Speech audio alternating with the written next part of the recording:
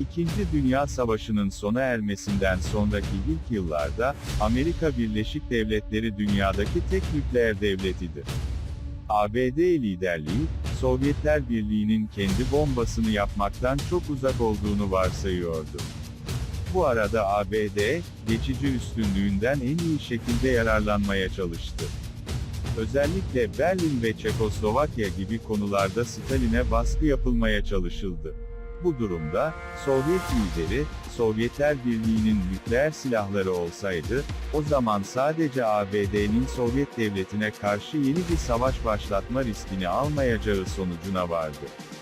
Bu arada Sovyetler Birliği'de de kendi atom bombasını yapmak için en aktif şekilde geliştirmeler yapılıyordu. Savaş sırasında, uranyum kıtlığı nedeniyle araştırmalar sınırlıydı, ancak Doğu Avrupa'dan gelen tedarikler şimdi bu sorunu çözdü. Fizikçiler için işin hızını olabildiğince hızlandırmak için tüm koşullar oluşturuldu. 3 Aralık 1944'te, uranyum üzerindeki çalışmaların gelişimini izlemek, Sovyetler Birliği Devlet Savunma Komitesi'nin kararnamesiyle Devlet Savunma Komitesi Başkan Yardımcısı Lavrenti Berya'ya emanet edildi ve böylelikle iki süper devlet arasında nükleer yarış başladı. Nükleer silahlanmanın kronolojisi çalışmamızın nükleer silahlanma yarışı bölümüne geçmeden önce, lütfen desteğinizi göstermek adına kanalımıza abone olup videoyu beğenmeyi ve yorum yazmayı unutmayın. Şimdi ise videoya geçelim.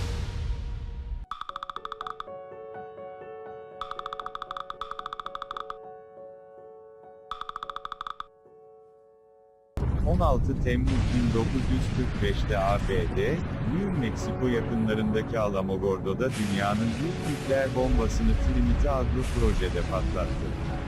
Denenen 15-20 kilotonluk nükleer silah, alan çevresindeki radyasyon seviyesini normalden 10 kat artırdı.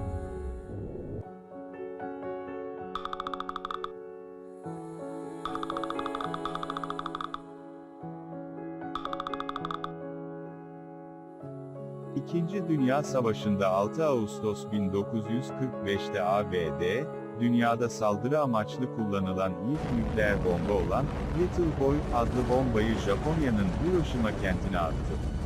Enola Gay adlı bombardıman uçağından atılan, 18.000 ton TNT patlayıcıya eşit olan bomba, yerden 550 metre yükseklikte patlatıldı.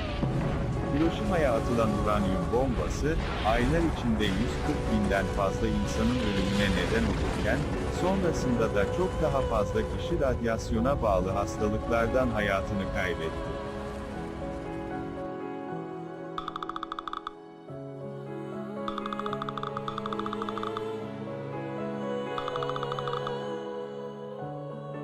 ABD, Hiroşima'dan 3 gün sonra 9 Ağustos 1945'te Japonya'nın Nagasaki şehrine ikinci nükleer bombayı attı. Petman isimli plütonyum bombası, 1945 sonuna kadar yaklaşık 74 bin insanın hayatını kaybetmesine neden oldu.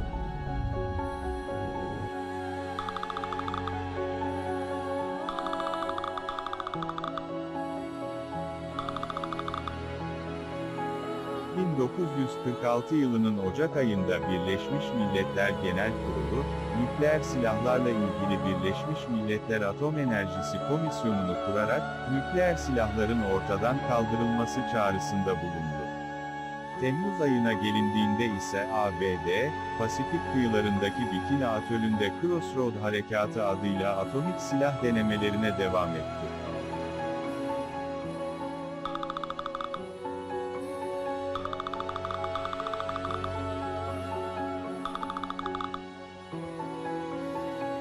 ...29 Ağustos 1949'da Sovyet Sosyalist Cumhuriyetler Birliği, Kazakistan'ın Semipalatinsk şehrinde Şimşek adlı bir nükleer bomba denemesi yaptı.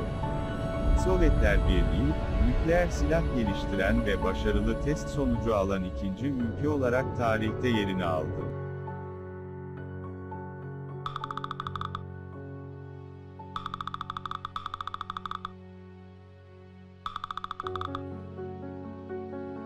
...1952 yılının Kasım ayının ilk gününde ABD, Marshall Adaları'nda ilk hidrojen bombasını patlattı. Sarmaşık yükü adı verilen bombanın, ABD'nin Nagasaki attığı, Fat Man adlı atom bombasından 500 kat daha güçlü olduğu tespit edildi.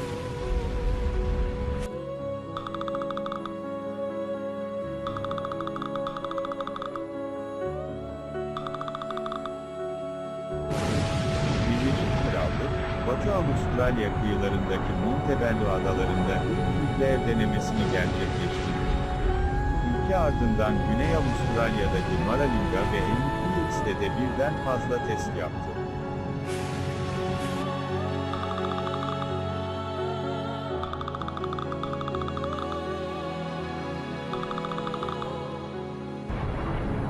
Mart 1954'te ABD, yine bir atölünde Castle Bravo adıyla bir hidrojen bombası denedi. 15 megatonluk kuvvetle patlayan bomba ABD'nin en büyük denemesi oldu. Patlama sonucu oluşan nükleer serpinti 11.000 kilometrekarelik bir alana yayılarak ABD'nin neden olduğu en büyük radyolojik kirlilik haline aldı.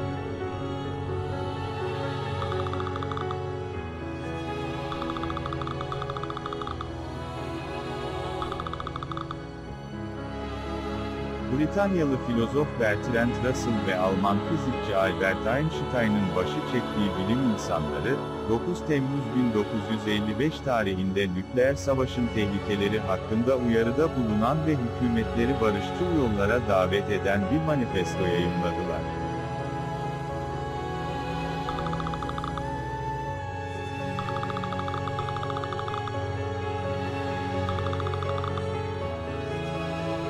Aralık 1959 tarihinde Antarktika Antlaşması imzaya açıldı. 1961'de yürürlüğe giren antlaşmaya göre Antarktika'da nükleer bomba denemeleri yasaklandı.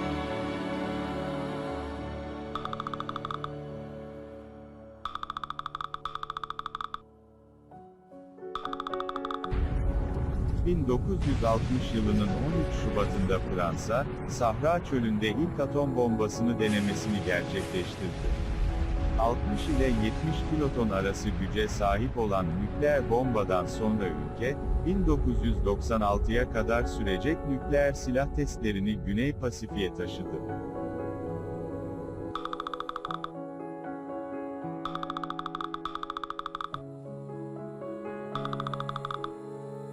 30 Ekim 1961 tarihinde Sovyetler Birliği tarihin en büyük hidrojen bombasını 30 Ekim 1961 tarihinde patlattı. Sovyetler Birliği'nin Ivan olarak adlandırdığı, uluslararası kamuoyunda çar bombası olarak bilinen bomba, 50 milyon TNT'den fazla patlayıcıya sahipti. En başta 100 megaton olan bombayı bırakacak uçağın güvenli bir bölgeye uçabilmesi için 50 megatona düşürüldü. Sovyet yetkililer Bering Denizi'nde gerçekleşen patlamanın, Hiroşima'dakinden 3333 kat daha büyük olduğunu açıkladı. Yerden 5 kilometre yüksekte patlatılmasına rağmen, yeryüzünde büyük bir krater açılmasına neden olan patlamanın yoğunlaşma bulutu yerden 64 kilometre yükselmiştir. Sovyetler Birliği'nin bu bombası, nükleer silahlanmada bir dönüm noktası olmuş, önleyici antlaşmalar hızlanmıştır. Böylelikle nükleer silahlanmanın kronolojisi konu başlığı adı altında hazırladığımız videonun ikinci bölümünün sonuna geldik ve videoyu sonuna kadar izleyen herkese teşekkür ederiz. Eğer bu tür çalışmaların devam etmemizi istiyor iseniz kanalımıza abone olup videoyu beğenmeyi ve yorum yazmayı unutmayın. Ayrıca videoyu beğenenler veya beğenmeyenler neyi beğenip neyi beğenmediklerini yorum olarak belirtirseniz çok sevinirim. Bir sonraki videoda görüşmek üzere, hoşça kalın.